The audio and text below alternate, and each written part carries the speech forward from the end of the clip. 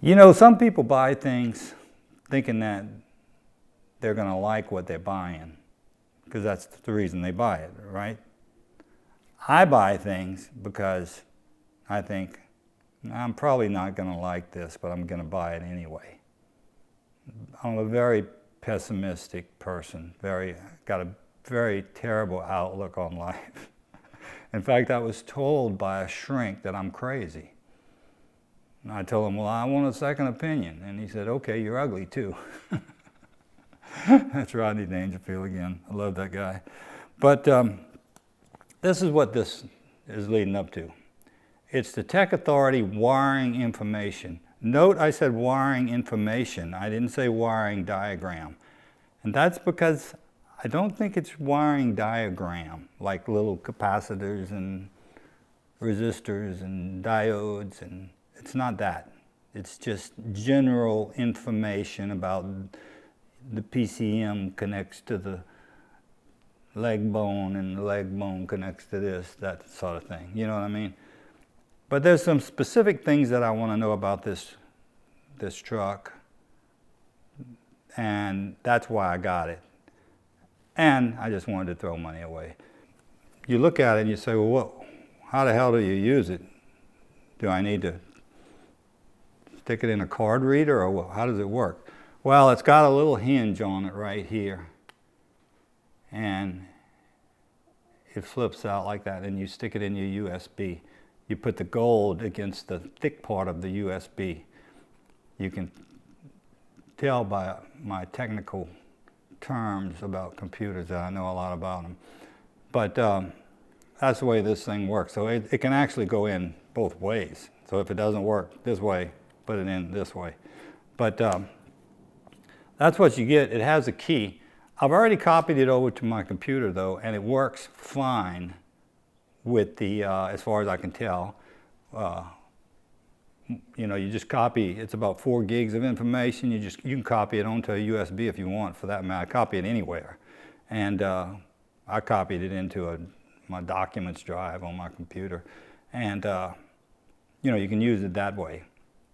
And it comes with, you know, this paperwork and stuff telling you how much money you wasted. But let's go inside and get on the computer and take a look at a few things, and maybe you get an idea of what it's all about and whether you might want to get one of these wiring information USBs one day or not. By the way, it's about 20 something bucks by the time you finish with the tax and shipping and all that stuff. So let's go take a look at it. Okay guys, we're back here at the command center. Gonna try to go through this real quick. I seem to talk a lot. This is what you're gonna see if you copy the contents of that cheesy little USB that they send you onto your hard drive. This is what or either way, if you just look at it, this is what you're gonna have here. And you hit launch to launch it. You can copy this thing as many times as you want from however many computers you have. It's not copy protected. You don't even need to put the key in it. That's on the card. So you know, have at it. Let me go ahead and launch this thing before you start looking at my folders and see all my porn folders and stuff. Just kidding. This unfortunately looks a lot like the CD for the service information manual, but one nice thing about this is it runs on Chrome, which I like better than this Microsoft browser. This is Chrome I'm running here. You can see it's got my 2014 up here, and then 2000 and the DJ RAM 2500. So let's just look at it real quick. It breaks it down into the body, the chassis, the communications. I bet that's a cluster. Powertrain, grounds, and power distribution. So let's look at something that we're vaguely familiar with, which is the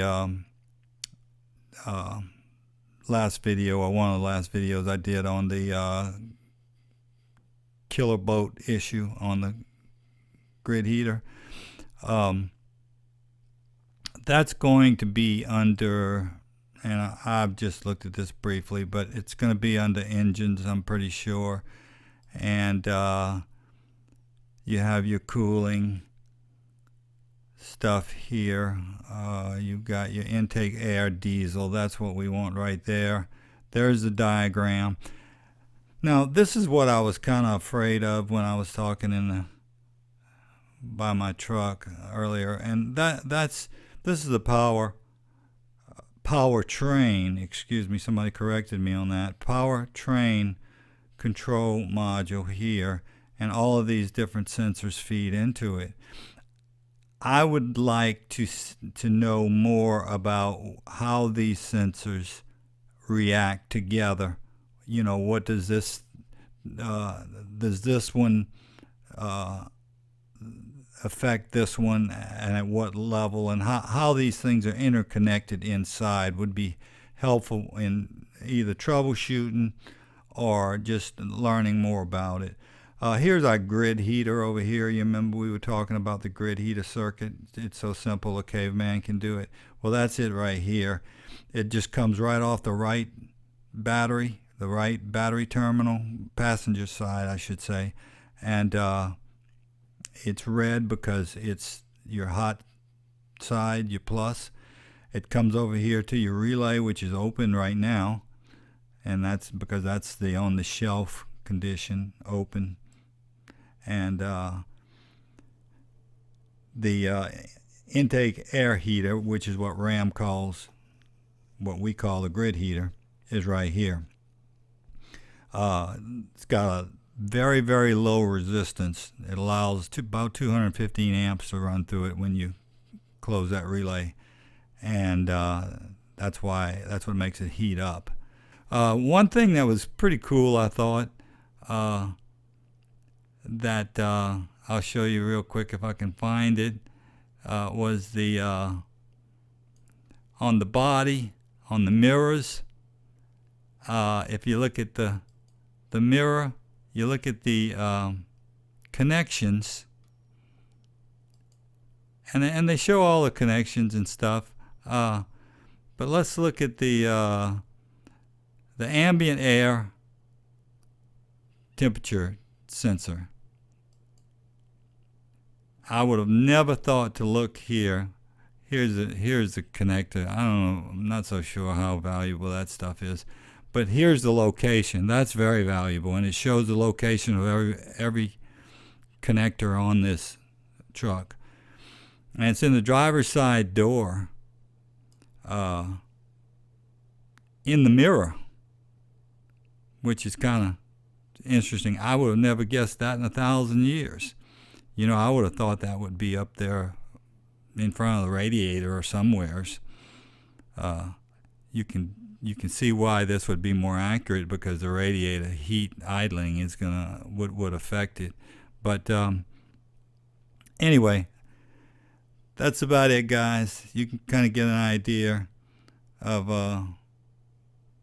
what this manual has. It shows all the wire routing, you know, and the connectors, where they located. It's got the fuse, we call it the fuse box, but that's too simple. They've got to call it the power distribution center. You know, everything's got to be way more complicated than it needs to be nowadays.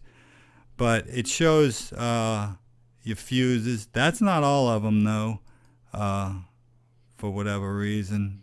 You probably have to drill down to find them. Here's your, actually this is the same information that's on the lid of your what I call a battery box. They call it the power distribution center. And on the back of your battery box lid, every one of these is listed. So, but this is, you know, this is helpful. I'm gonna have fun digging through this. I don't know if it'll be $120 worth of fun, but but it'll be fun. So anyway, guys, that's about the size of it. That's kind of give you a little bit of information as to what's in this wiring information. It's definitely going to be helpful when you're trying to run down problems. I mean, you almost have to have it if you're going to try to do your own troubleshooting on certain things. So it is helpful in that regard. It's just not helpful enough, in my opinion. I'd like to see more information on how all of this stuff ties together. But some of that is explained in the CD manual, the service manual, which is pretty pathetic in its own right. But you know, maybe between the two of them, a fella could figure some of this stuff out. Anyway, appreciate y'all watching, and until next time, adios.